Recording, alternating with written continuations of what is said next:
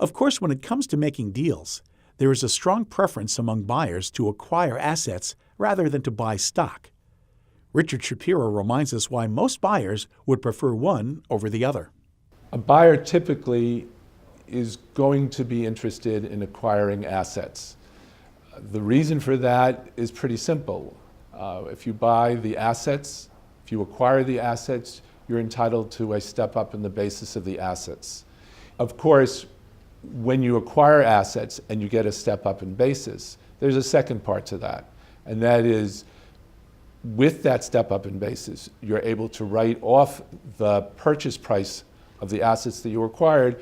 So effectively, the tax man is paying part of the cost of your transaction. So it becomes very beneficial to do a transaction in that fashion. In addition, if you acquire stock, there's always the unknown, the risk of unknown liabilities. What you don't know can often be very, very damaging to you. Okay, but if a transaction is structured based on the buyer's needs, as a sale of assets, it could result in a double tax on the seller.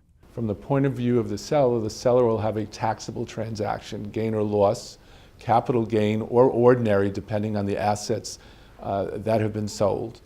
And in addition, the seller has the possibility, the likelihood of a potential double tax.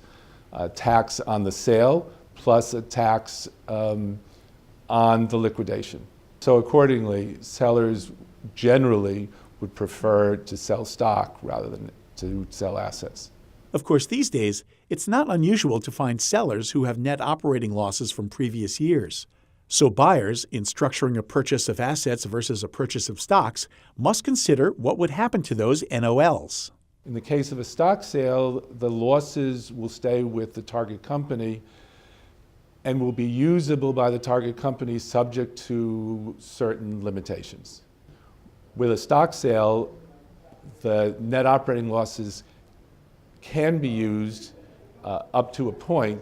There are limitations under Internal Revenue Code Section 382, which limits the amount of the losses where there is a change in ownership.